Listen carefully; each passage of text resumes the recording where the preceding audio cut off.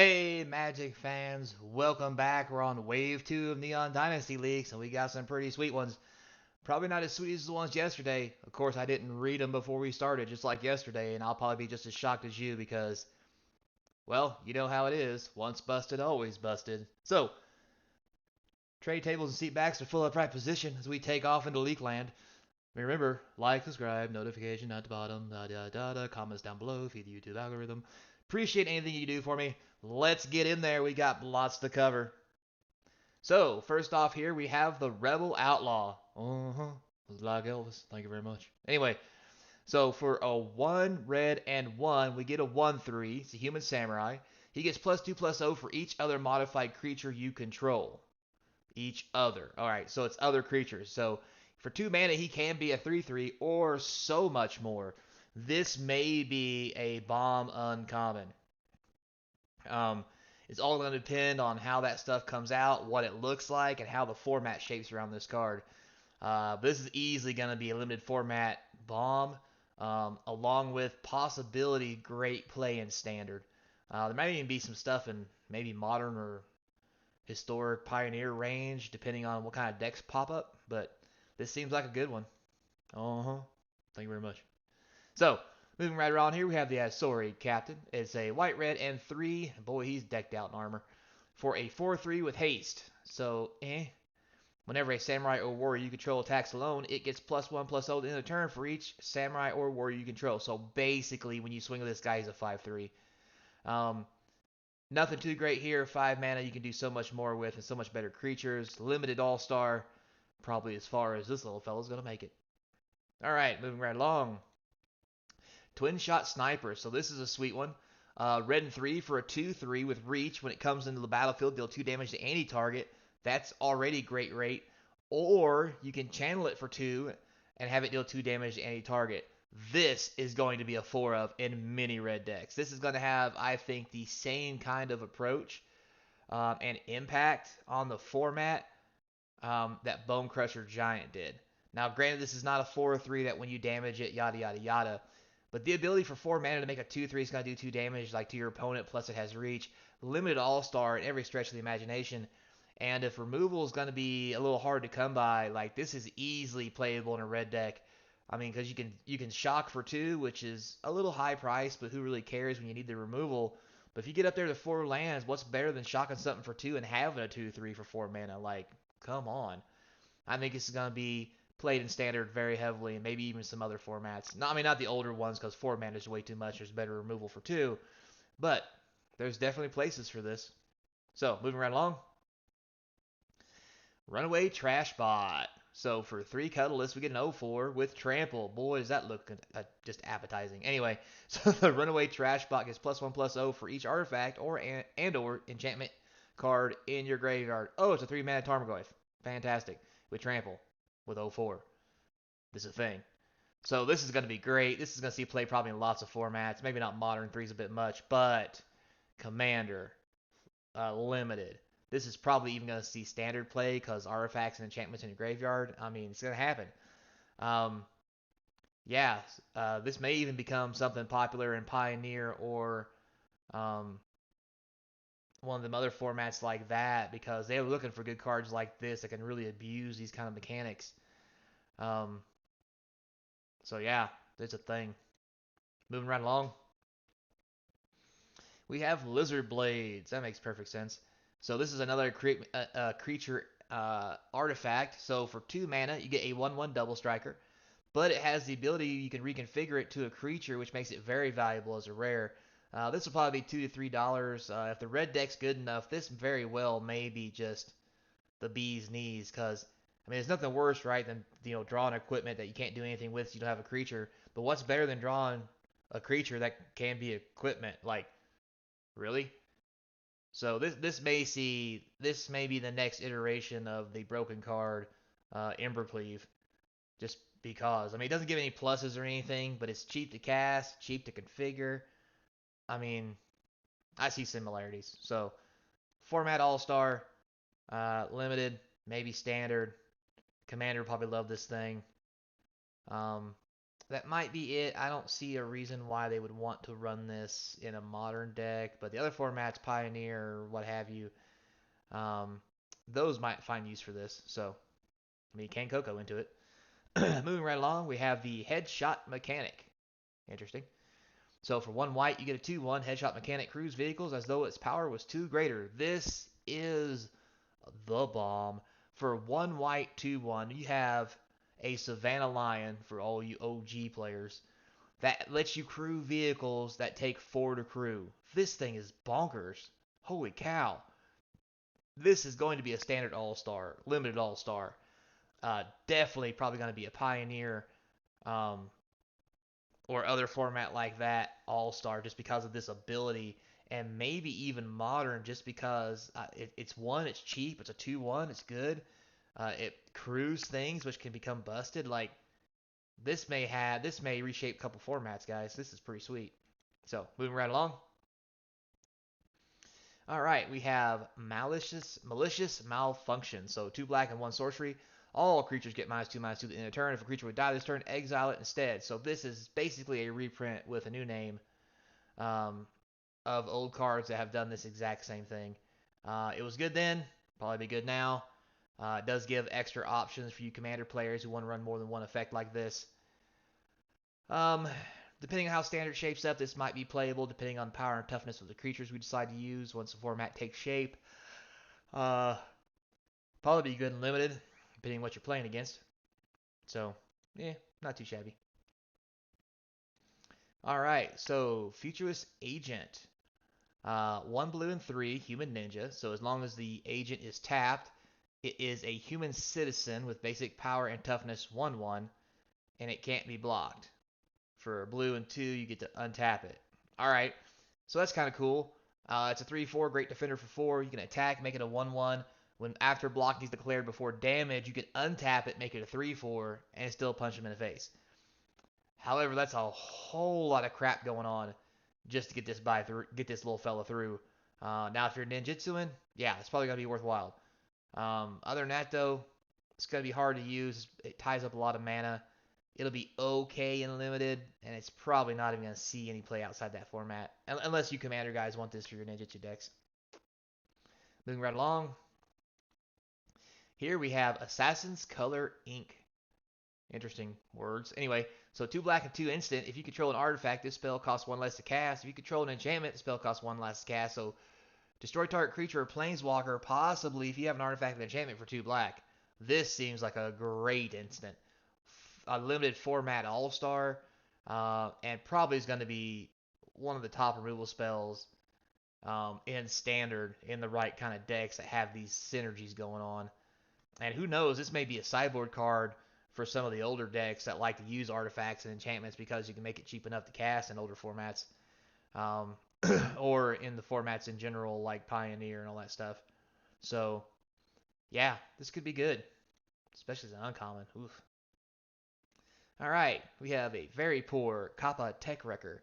So for a green and 1, you get a 1/3 with ninjutsu for the same cost. So okay, when it enters the battlefield, enters the battlefield with a death touch counter on it. So that's pretty cool. When it deals damage to a player, you may remove the death touch counter. If you do, exile target artifact or enchantment that player controls. That's pretty sweet. Especially with the ninjutsu, you can bounce it around and re-put the counter on it to keep exiling artifacts and enchantments. This is going to be an all-star for green in the limited format because of how heavy the enchantments are. Just going to be one of those must-plays. Easily sideboardable in standard, probably maybe even main deck depending how the format shapes up. So yeah, maybe even see some modern play if you need disenchants plus damage. So not terrible, I guess. Pioneer, maybe. It seems like one of those high class sideboard cards for almost any situation once the formats shape up into something where you need something like this. So I'm not saying it's great, but it's definitely not bad and has its utilities. So, we'll see. Moving on next, we have Leech Gauntlet. That's weird. Okay, so for a black and 1, you get a 2/2 lifelinker. That's a great rate. For 4, you can re-equip it. The creature has lifelink. That's okay. Fine and limited, but I don't think to see any play outside of that because 4 to reconfigure is a lot just to get lifelink. But hey, that's just me. I mean, the one thing about these reconfigured cards is they do protect the cards from Wrath of Gods. Just saying. So, moving on. We have the Bronze Plate Boar. So for red 2, you get a 3/2 with Trample. Pretty sweet. Equipped creature gets +3/+2 and has Trample. Oof. Reconfigure 5. This thing's pretty nice. Now, with that said, this probably won't see standard play. It's going to be a limited all-star by all stretch of the imagination. It's on rate for cost. And if you do get to reconfigure it onto something, sweet mother of God, it's going to be huge. Now, if we could get some more stuff that maybe tones down reconfigure cost, this could be a big player in standard. But other than that, maybe a commander card, but I honestly doubt it. So it's probably the end of this card. Moving right along. All right, so here we got a sweet one, Swift Hover Bike. Da, da, da, da, da, da. Going straight to Final Fantasy mode, boys. So we have 2 mana artifact vehicle with flash and flying. Interesting. When Swift Hover Bike enters the battlefield, tap up to 1 target creature. Crew 1 for a 2/2. Okay, it's fine. In limited, it's going to be an all-star because at the end of the turn, you can cast it, tap something down, activate it, hit somebody in the face with it. It may have a place in standard, but it's going to be a really small one from what I'm seeing going on from these cards. But other than that, it's probably about the end of this about the end of this card. Doesn't really do a whole lot, small stuff. Anyway, all right, guys, we got a rare March of Reckless Joy. This ought to be good. So for a red next, you have an instant. As this will cost to play this spell, you may exile any number of red cards from your hand. The spell costs 2 less for each red card exiled this way. Exile X cards from the top of your library. You may play up to 2 of them until end of your next turn. You may play up to 2 of them until end of your next turn. That's very interesting. So basically, it's like a draw 2 for 1 red and exiling a card out of your hand. I mean, because you can make it 2 less, right? So you exile a card out of your hand. In addition to the casting the spell, make it 2 less. Announce the spell for 3 mana. It only costs 1 because it costs 2 less. And then you exile the top 2 cards. You automatically get to play them until the end of your next turn, and it's an instant. So I think this has some legs as long as people play it right. And if you get a bad situation, like you discard extra cards, make it bigger, try to look for the kill spell or the card that you need to win with, like I think this is going to be a thing. Yeah, I think this is easily going to be a $5 card, guys. I'd definitely pick up a couple of these and hide them away somewhere. There's going to be some silly shenanigan deck popping off with this bad boy. So, yeah, I like it. All formats. I like it. All right. So, next we have Gloom Streaker. That's a sweet picture. Alright, so we have a black, green, and a colorless enchant creature, cat, beast. Okay, it has menace. It's 2/1. That's okay. When it enters the battlefield, return target permanent card from your graveyard to your hand. Oh, if Gloom Streaker would die, exile it instead. Oh, they reprinted a 2-color Eternal Witness. Oh my god. This is big, boys. I mean, it goes in the graveyard, and you don't. If it goes in the graveyard, you never get it back because it gets exiled instead. But it's an Eternal Witness, and it's a 2/1 with menace. Yeah, it's 2 colors, but who cares? This thing is going to see standard play. There's going to be people trying to play this. And if it's deck good enough, this is going to be an all-star in it. Definitely going to be a limited all-star. Commander is going to want to play this. Heck, like Pioneer and those other formats that are not modern formats who don't have access to Eternal Witness are going to play this. This just seems really good. Wow, this is good uncommon. That's a sweet one. All right, moving right along. Look at this one, boys. Get them while you can. Alright, so Sokuzin Smelter. So red and 1 for 2/2. At Goblin Artificer at the beginning of combat on your turn. You may pay 1 colorless and sacrifice an artifact. If you do, create a 3/1 red construct artifact creature token with haste. So that's pretty cool. The token doesn't go away, so even if you sack the artifact, you don't technically lose something. You actually still get a 3/1. It might be good enough for standard if we have a red blitz deck. Probably going to be good for the most part in limited. But that might be the only place that you get this worthwhile, unless there's a combo deck out there with artifacts making mana. I mean, I'm sure there is, where you can just go ham with this. So, it's a possibility. We'll have to wait and see. Moving right along, next we have Moon Snare Prototype. Alright, so for 1 blue artifact, it says tap an untapped artifact or creature you control to add 1 colorless, and tap this. Okay, that's basically Springleaf Drum for anything in blue. Um, Except it doesn't give any color mana, it only gives colorless. But you get what you pick it up what I'm putting down. So for channel, you can discard it. The owner of target non-land permanent puts it on top or bottom of their library. That's a good removal spell. So this could probably be a limited card, easily played. That's probably the only place it's going to see any action, honestly. Unless you commander guys need something like this. But you got better rocks than this, to be honest with you. So moving right along, we have Geothermal Commie. That's horrifying in way different ways you can even think of. Anyway, so for a green and 3, you get a 4/3, pretty good rate. It's a spirit. When the Geothermal Commie enters the battlefield, you may return an enchantment you control to its owner's hands. If you do, you gain 3 life.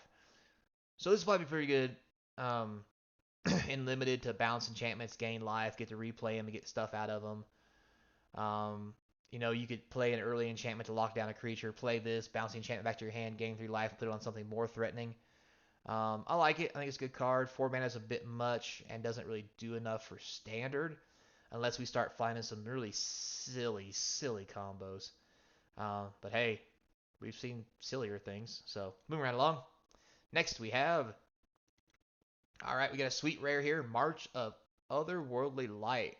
So it looks like we have a whole series of these cards where you get to exile things from your hand. So white and a colorless, as additional cast is spelled, remove any number of white cards from your hand, just like the red one. Reduce the cost by 2. So it says exile target artifact, creature, or enchantment mana value X or less. Okay, hang on. Exile artifact, creature, or enchantment mana value X or less. This is the best white removal spell I think I've ever seen. I mean, let's not take modern into consideration. Those cards are just busted. But yeah, like 2 cards and 1 mana to get something 2 or less, and if you have a bunch of mana, you can just pump it in there and just exile something. This is going to be highly played in standard, definitely played in limited formats. Commanders will be popping off with this. It's going to be a great card for Commander. The other formats are probably going to use it. I mean, it's even an instant. Like, this is easily going to be a 5, maybe a $10 card if we really start seeing some real gems out of this as far as it taking over the format as the prime removal, especially for white. But I like it, guys. I definitely pick a couple of these up. They come out cheap. All right, moving on to the next one we have.